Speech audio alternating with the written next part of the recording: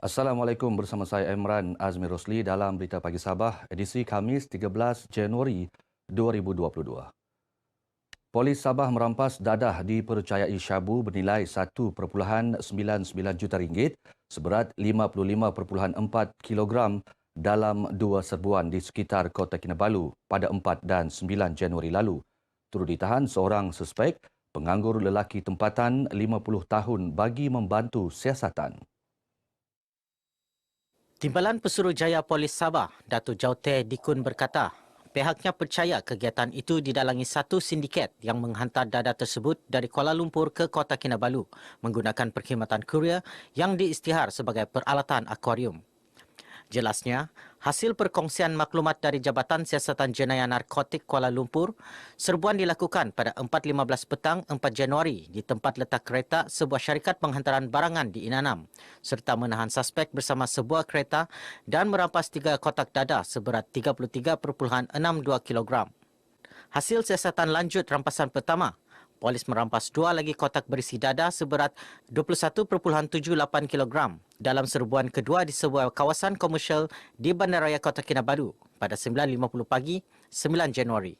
Didapati tahanan ini adalah positif dadah dan berdasarkan siasatan yang telah dibuat, didapati tahanan ini atau tangkapan ini mempunyai 17 rekod kesalahan yang lampau dalam berbagai-bagai jenis kesalahan seperti curi dan kesalahan dadah. Sehingga kini tahanan masih ditahan di bawah Remand Seksyen 117 sehingga 18 Januari.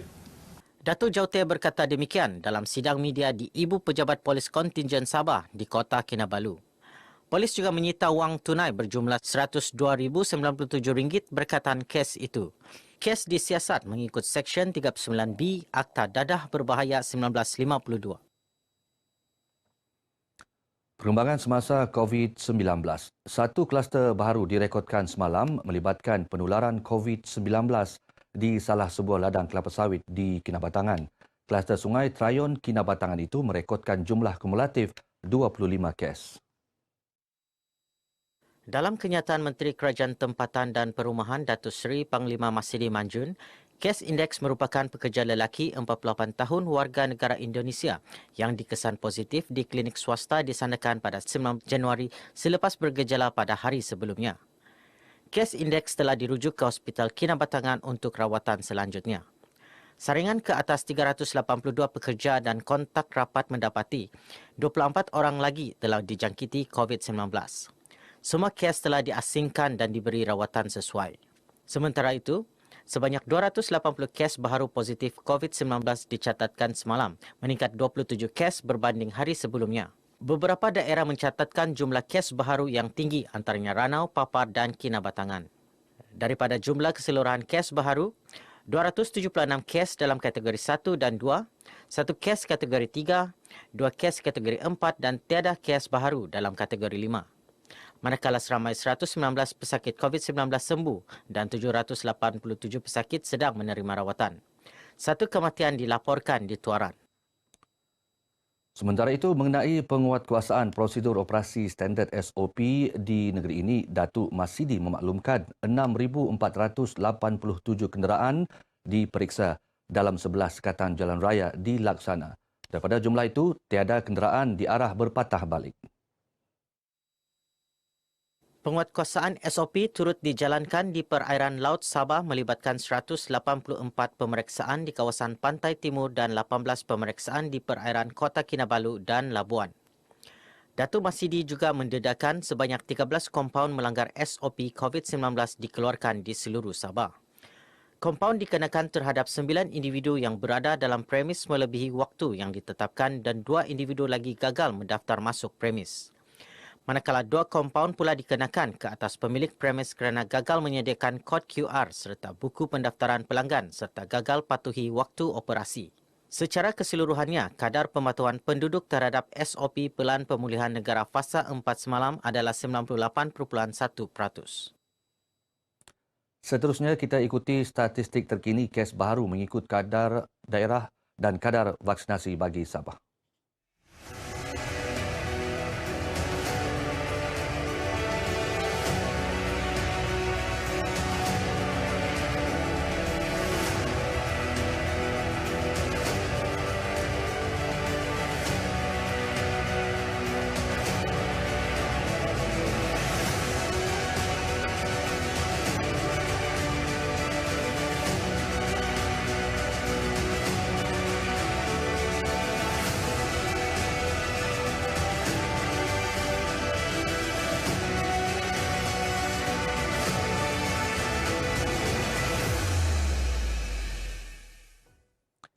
Kerjasama antara Dewan Perniagaan Muslim Sabah DPMS dengan TT Delivery Sabah Sendirian Berhad TTDSSB bakal memberi impak positif kepada peniaga Islam di negeri ini selepas pelancaran aplikasi Tutut iaitu berkonsepkan penghantaran halal tempatan. Menurut Timbalan Pengerusi DPMS, Muhammad Kishan Ismail, menerusi aplikasi Tutut, ia diharap dapat meningkatkan pendapatan ahli DPMS sekaligus menyumbang kepada ekonomi negeri. Sebanyak 120 restoran yang telah berdaftar di daerah KK dan tidak termasuk di luar kawasan KK lah. 120 telah kita daftarkan untuk Tutut ni lah, aplikasi Tutut ni. Tambahnya, TT Delivery hanya mendaftarkan perniagaan yang halal, justru isu sensitif seperti perkongsian bag rider antara makanan halal dan tidak halal tidak timbul melalui aplikasi Tutut yang dibangunkan Koperasi Pembangunan Islam Kedah Berhad dan Universiti Utara Malaysia UUM. Beliau berkata demikian kepada RTM sempena majlis menandatangani memorandum persefahaman di antara Dewan Perniagaan Muslim Sabah dan TT Delivery Sabah Sendirian Berhad di Ibu Pejabat DPMS Inanam. Akan membawa satu pekerjaan yang baik untuk orang Muslim di negeri Sabah khasnya dan Muslim di seluruh Malaysia amnya. Setakat ini kami punya rider ada 25 sekarang. Bendo ada dalam 1,200 bendo lah sekarang ni. Dalam bulan ini juga kami sudah start. Terdapat kira-kira 2,000 ahli DPMS terdiri daripada pengusaha restoran seluruh negeri. Program Sustainability Achieve via Energy Efficiency SAFE 3.0 menawarkan irbat hingga RM400 bagi pembelian peralatan elektrik cekap tenaga yang dilancarkan baru-baru ini mendapat reaksi positif masyarakat Sabah. Rata-rata penduduk yang ditemui RTM mengakui program tersebut dapat meringankan beban rakyat membeli peralatan elektrik, terutamanya mereka yang terjejas banjir, selain menggalakkan penggunaan peralatan cekap tenaga. SAFE 3.0 ini untuk yang kebaikan untuk rakyat lah. Ya, yang terjejas daripada yang kebanjiran, ramai juga yang membeli lah. 3.0 dia lebih jimat lah. Orang bilang kalau macam terjejas tu boleh macam ditanggung lah. Pendapat saya 3.0 ini kita boleh mengurangkan belanja kita, harapan kita agar kerajaan boleh meneruskan bantuan-bantuan ataupun segi rebate dikekalkan kalah. Dengan program ini saya rasa baik untuk rakyat yang terkena dengan musibah-musibah seperti banjir. Saya rasa kerajaan harus perlu lebih terus memantau jika keadaan memerlukan tambahan, ya perlu ditambah.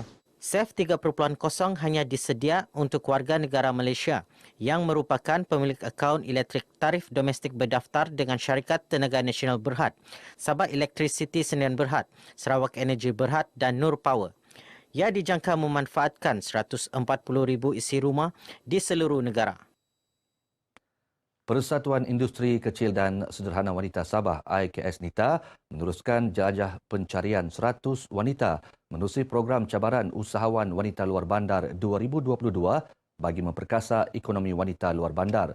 Ia seiring visi dan misi program ke arah melahirkan usahawan luar bandar yang berdaya saing serta mampu menguasai pasaran dalam dan luar negara.